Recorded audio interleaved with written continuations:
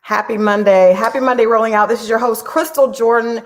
And if you are seeing my voice, if you are seeing me right now and hearing my voice, I just want to remind you that you are absolutely blessed. We are all blessed to see another day, to start another work week. And that's what we're doing. I hope you guys had a great Juneteenth this weekend. There was so much going on here in Atlanta, so many, just like festivals and panels. And we were actually a part of a block party. So I hope you got a chance to celebrate Juneteenth, even if you didn't go outside or attend something like that. I hope you had a chance to sit and reflect on our history and all the amazing things that African Americans have done and continue to do. I know that there's much more to do, but I'm a big advocate of being thankful for what we do have, right? Because that enables us to receive even more. If you are watching right now, hey, Marcus, I'm excited about today's first interview. You guys know on Mondays, we go back to back with Reality Check. So our first guest is a jewelry designer, and I thought it would be cool to have her come on because this is, June and July are the biggest months for weddings. And so many people are getting engaged. So many people are saying, I do. I actually was a part of a beautiful wedding over the weekend. Actually, yesterday, a good friend of mine got married on Father's Day. So shouts out to Nira and Bree. They had a beautiful wedding on Sunday with so many of their friends and family. But we know a part of the wedding and a part of the engagement and a part of the hoopla is the ring, right? The bling. What should you ask for when it comes to a wedding ring or an engagement ring? What should you be looking for? So I want to welcome you. We love women and amazing Black women doing their thing in every area of business. And so tonight's guest is Gina White, and she is a jewelry designer. Please help me to welcome Gina White. Hey, Gina. Hey, Crystal, how are you? I am good. That looks beautiful. That's absolutely perfect. Great. So I'm glad you could join me. As I mentioned, I thought this would be a great interview because we talk about relationships, we talk about love. We're actually winding down with Ready to Love, and everybody is focused on, the engagement. Am I going to get engaged? Am I going to get married?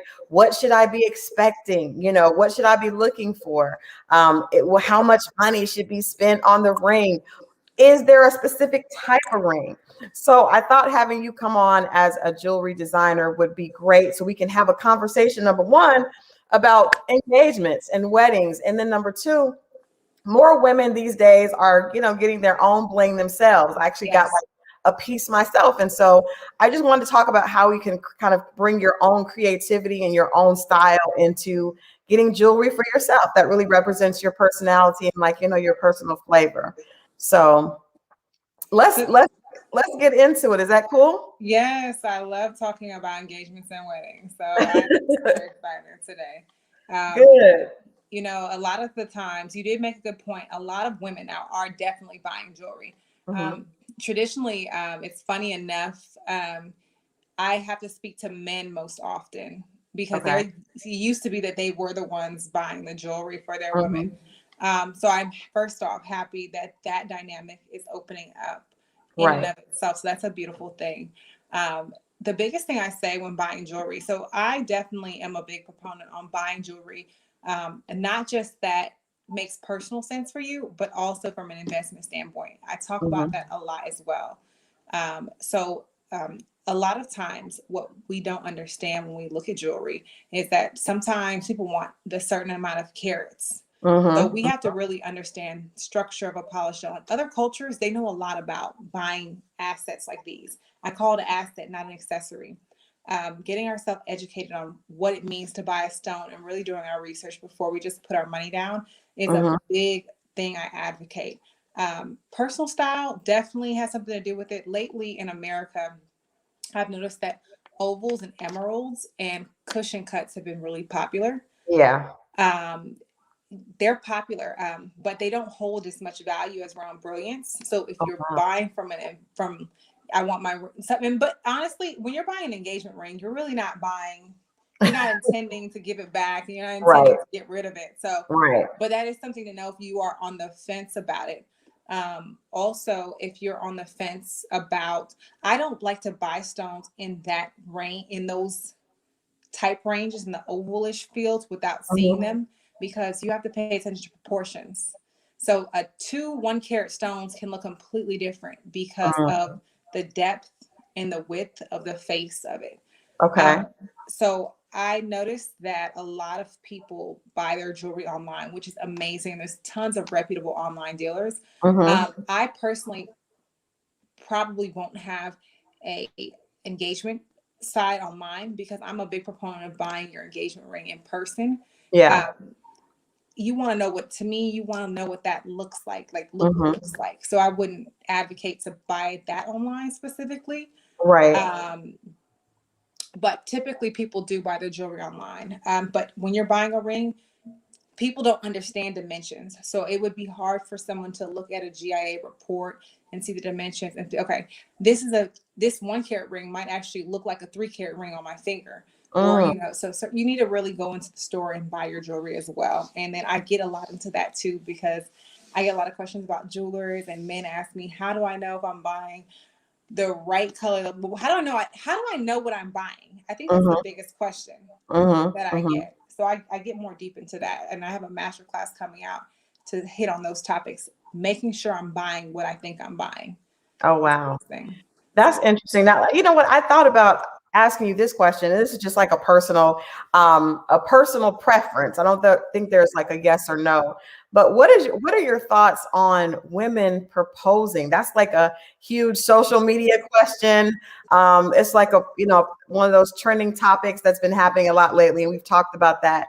What do you think about women proposing? And then if a woman is going to propose, what type of ring do you even use to propose to a man? I'm totally clueless on what that would even look I don't know the answer to the second question because I couldn't like. imagine. I couldn't imagine. I mean, I think that to me, and you know what, I don't like to overgeneralize because everyone has a Right. different situation, different dynamic. But for me personally, based off of what I see in the media lately, I see a lot of overmasculated women, like, Mm, and emasculated men. yeah. So we need to get back to, I feel like we should get back to our divine feminine and let men get back to their divine masculine. Women are so powerful. We are such powerful creatures. And being humble and being subservient has nothing to do with being weak or being or bowing down. It just is divine feminine. I always feel like I'm at my strongest and I'm actually most convincing when I'm in my most feminine state. Yeah. So that's my thoughts kind of on the whole. That's the best, shortest way I can sum up how I feel about that. To me, it's peculiar, but we're in a new era. I personally wouldn't do it, but I mean, to each his So own. if but if you had a client that came to you and said, because I agree with you, and I definitely agree with you as far as you are. I think that whatever your superpower is what comes naturally to you. And Yes. so I think that we have been in a world, in a culture that women have been really, second class citizens for so long. So I understand why there are a lot of women, and I have even been there myself and struggle with that, who do have masculine traits, because you are out getting the bag and doing all these things that really are not feminine. So I get that. I don't think that we should put each other down. But I also think that you can't play a man's game better than a man, but you can always play a woman's game better, than a man. So you have to rely on your strength and what makes you amazing, which is your Yes. femininity. So I definitely agree with that. But I Yes. also think, there are some men that I've talked to some men that have said that they would be open if they were with the girl and they were, they really want to propose to her. Maybe they're waiting to get the right amount of money or for the right time. And if she proposed, he would accept. So what would you even say to a woman that wanted to do something like that? Like, what type of piece should you be looking for a male fiance? I don't know. Is there such Maybe a a counseling thing? session. Maybe a counseling session. Okay, that's cute. Okay, well, let me ask you this. I got engaged in February. Yay! Congratulations. Thank you. And I'm excited. And I was thinking, because I feel like now once you're getting ready to get married, like my girlfriend got married this weekend, and you think like, I want him to have a special band. I don't want it to look like my fiance has been married before, and I want to make sure that the wedding band is very unique to the two of us. So what are like some creative options that women can do that are getting married, that have already been proposed to, Yes. that are getting ready to get married and want to make sure that, their future husband has an amazing band, just like, you want to make sure that we have an amazing ring as well. So I think as long as I get him an amazing one, that will ensure that mine will be even more amazing. Yeah. When I've been married in the past, and I have a philosophy. I mean, I like elegant, timeless pieces, but there was a saying, and it's, if I can't see, it was Audrey Hepburn. If I can't see it from the moon, I don't want to wear it. Ah, So yes. I like when I was married, I like the ring was like, Yeah. like he had an eternity band. I did an eternity band style. That's really, Okay. I mean, but I've seen people do rings with they're not punches or holes. They have like designs encrusted in them, like engraved, very, I hate to say pretty because it's a man's ring. I've seen the Right. most beautiful encrusted like designs around the ring. That was so cool. I'm gonna see if I can send you a picture of some I've seen. They look Yeah. amazing. That's pretty unique, and it's actually really not hard to do. It'll put a special touch on it. You'll never see anyone with it. Try to get it like it. You can get I'll have to find a designer to send to you who can do it really well, and they can Okay. engrave all around the solid band, and it's just Right. absolutely, it's, when you get the right designer to do it, it's absolutely breathtaking. Absolutely breathtaking. Nice. I think that's cool. That's definitely something that's different. That way, that is unique. Because I hate when men just have the typical Yeah. band. It's like You never see it, and it really, and it's not that expensive either. So it'll save you a bank. It'll keep you from. It's way cheaper than diamonds, right. and it's way more unique. I rarely see it, but when I see it, I'm like, oh my gosh, it's so Yeah. Someone took some time into that and made sure that they got the right thing. exactly. Yeah. So, okay, before we move on outside of weddings, like I said, I had to do this because it's June and July, and these are the most popular months for weddings. So you mentioned my favorite is a cushion cut, but you mentioned that not being something that retains as much value. Tell us, what are like some trends in wedding rings now? Because there's so many different. I see people doing different things. Like years ago, you'd have to do like the gold band with the oval, right? And now there's all these different cuts. I even see people doing different color diamonds, different Yes. color stones, using different stones besides diamonds for Yes. their engagement ring. So can you talk to us a little bit about like some options or some different trends that we could see? I've seen a trend of heart-shaped diamonds going out a lot lately. That's really big in the States. It's not big anywhere else, mainly the US that's big. But one thing you touched on that I was gonna say, if you hadn't said it, was not just diamonds, because color diamonds are very expensive, very rare. Usually Mhm. the gemstones, and they're using gem quality gemstones. So if you're into like crystals and stones, it's not like your typical morganite or typical rose quartz. It's gem quality. Okay. So in the mining world, when you have diamonds, about 80% of the diamonds are industrial quality, and they go on everything from your refrigerator to firearms to Mm. your mirrors have diamonds in them. So most electronics your cell phone, your iPhone has diamonds in it. They're industrial quality diamonds. Mm-hmm. When we purchase like stones, like for other purposes, those are industrial quality as well. Okay. The ones you see at like a gem shop or something like that. So Mm-hmm. there's 20% of the diamonds that are mined are and are gem quality. So those are the Mm-hmm. ones that would be on your ring, right? And same goes for the gemstone world. So if you ever know, and this is a trend that's been popular around the world since the beginning of time. Mm-hmm. United States, I always laugh and tell people, they always are shocked when I say this, but America's really behind on a Mm. lot of things. Yeah. If you travel the world, Not shocking to me. Yeah. if you've traveled, you know that we're probably behind in many areas. But most of the world associates gemstones with high society, the Mm-hmm. elite, high net worth individuals.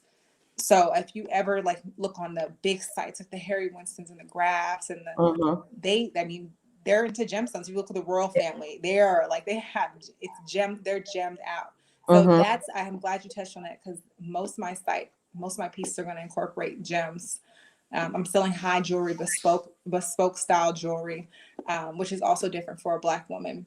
Mm-hmm. Um, and it's time to get into that because gems hold value and they gain in value at a more Wow. rapid pace.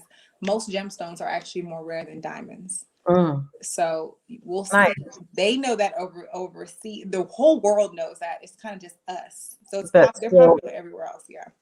and I So I think love. I would even say our community is we get stuck on one thing and we're like, oh, okay, this is what is considered, exclusive, and we're not open to other things. So you don't see a lot of us trying new things. Now, I'm a part of on Facebook, I'm part of like a few luxury groups where there's a lot of women really trying to like create a lifestyle of luxury that they want for themselves. And I'm sure a lot of them would be really interested in Yes. gemstones and how they can start to accumulate like their own little, I guess, Little royal collection. yes, their own collection. So for someone that's just starting, because like I said, they're groups where there's women that are just starting out to get into this lifestyle or want to be get acclimated into the luxury lifestyle. What would be your suggestion on how to get started and like what type of piece to start as like a foundation piece with gemstones? So what I like is honestly, and this is so cliche and corny, but I think it'd be kind of neat to start with your actual birthstone. I think that's pretty cool because it's personal to you. Mm-hmm. But well, okay, so most gemstones in the world come from Africa. They also come from other places, but a big majority of them come from Africa. So what's beautiful about even my line is I have not just a portion of my story is about. I'm doing a documentary, and it's not just about the the stones in and of themselves because I source my own stones from Okay. rough to polish in the mines they originate in the country they come from. Mm-hmm. But they tell a story. They tell a serious story. I get Mm-hmm. to meet the people and the areas they come from. There's like a real story behind gemstones. Diamonds kind of get mixed up. Usually, the region they're in and kind of that general area. But most diamonds come from like a specific village. Like Okay. we're going to Tanzania, and I'm actually sending out one of my employees. I have an office over there, a manufacturing office in Johannesburg. So Mm-hmm. this week, I'm sending one of my employees out to Tanzania because we're going to Tanzania and we're filming in a Mm-hmm. few weeks. I'm gonna have to stay for 4 or 5 days before even being able to talk to an elder. Like he has to get acclimated. He has to go through the triage, this cultural situation where he has to meet people and people have to like him and then he gets to meet the elders and they'll let us come use their mines. So that's how I get the relationships with the gemstone mines and the areas and the Mm-hmm. neighborhoods where they in the villages, and it really supports millions of people around the world as well. So Wow. I love it. The gemstones have a story to them for sure. It's hard, it's touching too. It's beautiful. Yeah. Wow, that's interesting. I want to ask you about some other things, but before we get into that, if you could kind of share, because I met you years ago when you were doing film and some other amazing things. So how did you get into jewelry? What was the intro? Because you seem really passionate about it. And I'm like, I remember her being passionate. You've always been a, really amazing, astute businesswoman, but how did you make this transition into jewelry design? It's funny because I really don't feel like I made the transition. I was talking to somebody else about this the other day, and it was like it's funny how you are so big on filming this too. I was like, I have to film it. That's As a heavy definitely. film background, I have to film this. Like people have to see this. So I can't wait to kind of combine my two loves. Hmm. But what happened was I was inspired because I made a bad purchase Mm, and I was just inspired. You, like you said, me, being a businesswoman, it really pissed me off. I was mhm. like, wait, hold on. How did I get gypped? Because I usually do my research. I think I know it. I've Right. mulled over it 100 million times. The information is just not there to our collective. And that really bothered me lately as well. So I started a few years ago, actually. People think I just started a year ago. I'm Hmm. just starting jewelry design side. So I was wholesaling back and forth. Okay. There's just not a lot of information that's given to us. This is a very secretive, elusive industry. People are in these families for decades, and they never share the secrets and the knowledge. We are huge consumers in this industry, and we don't know anything. I know people spend millions of dollars and don't know anything about color, cut, clarity, anything. Mm-hmm.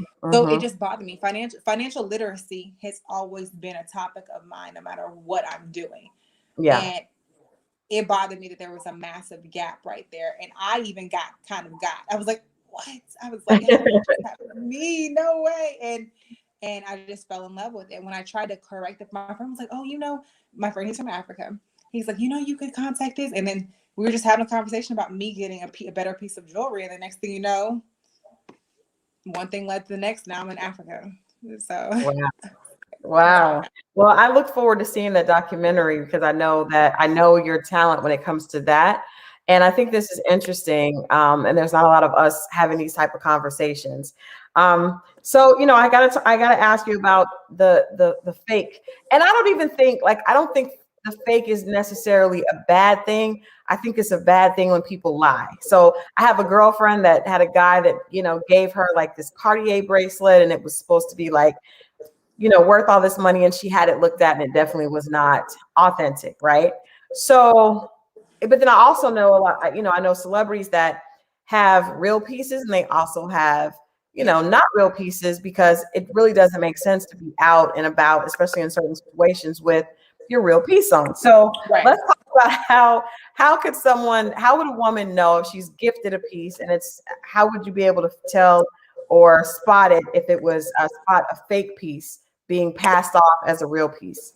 Okay, so if we're talking from the standpoint of if a woman was gifted a piece, not if I'm buying and trying to make sure it's not fake, that's a little different. So if I had a diamond, now with the Cartier, I've seen some of those. If you don't know what a Cartier looks like, it might be difficult, but if you know what a Cartier looks like, it's pretty obvious. Mhm. Whenever I get gifted jewelry, I take it to get inspected because I'm getting it insured. Right. So that's the first step. Don't try to be an expert. Is my I'm not a home inspector. Hmm. I'm not an auto mechanic. Right. And when we purchase those things, which sometimes cost less than our jewelry, we get those things inspected, but we don't get our jewelry inspected. So Hmm. the first thing I would be doing is getting an appraisal because I intend to get it inspected. I would learn. You can get your Cartier bracelet insured as well. You just have to get it Hmm. appraised. So upon appraisal, your appraiser would know that your stone wasn't or your stone or your bracelet or your gold. They would know immediately that your gold. They have their own techniques. I always tell people, let people do their job. Uh, Right. and stay in your own specialty, Mhm. and that's the easiest way. We try to cut corners. Like Yeah. that's the next thing. Stop cutting corners on these impactful purchases. These are assets. These are commodities. These are not just accessories. Treat them Right. like such. You can trade this. You can take this to the bank and leverage it for money. There's Hmm. so many things people do with art and jewelry that our collective doesn't even know about. You Right. know, so you should be intending to get your piece insured anyway. So you should be contacting appraiser. Appraiser will tell you this is not an authentic. This is not gold. This Hmm. is Wow. palladium coated with yellow, some type of yellow. They will tell you this is not a real diamond. Like you can get appraisal pretty quick, Yeah. um, and then you get your piece insured to protect your asset. Um, Hmm. Now, if I'm going to buy, and I'm like, okay, I'm going to make sure they're not giving me a fake piece of jewelry, right? Hmm. People naturally think that I'm not going to name any stores, but unless Hmm. it's a big box store who has a fiduciary obligation to be a little more transparent in their Hmm. selling practices, like a one store place. I won't name any Hmm. names because anybody could. It's a lot of them do really well and they're honest, but I don't trust anything. People, again, I go back to, we buy homes, we buy cars, we get everything inspected, we get it Hmm. appraised. Hmm. We buy our jewelry and we just slap the money down because Yeah. Rick Ross bought a piece here and Meek Mill bought something over here, and we think It's shiny. We're gonna it's just. shiny. They couldn't lie to us. No, they're gonna lie to you. I mean, it's a shady business, honestly. Yeah. So I ask them in the store. If you don't know, I would know. But if you don't know, I would suggest, because it takes a trained eye. I Hmm. was People don't know that you can ask them to mail it to a third party inspector or mail it to GIA to get it certified. Mm. If it's real, they shouldn't mind. Okay. If it's fake, they're gonna, we don't. You ask them to mail it at your cost to the inspector to do it every time you buy jewelry. I don't understand why people walk in jewelry stores think they're gonna walk out with jewelry today. That is a really poor business model. You should not, unless you're at K's or Zales, that's Right. fine. But Right. these one-off stores, Right. Make this sure needs that you. this is a series of visits. This is a process to Wow. protect your money.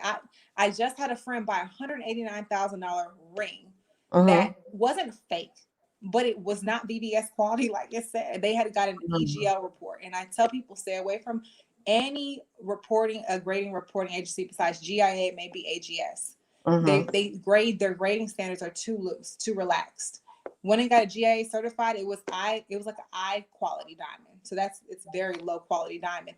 The stone might be worth 60 grand. He spent $120,000 over just because he didn't take a couple of weeks. It would have taken a couple of weeks process, but you would have saved 110,000.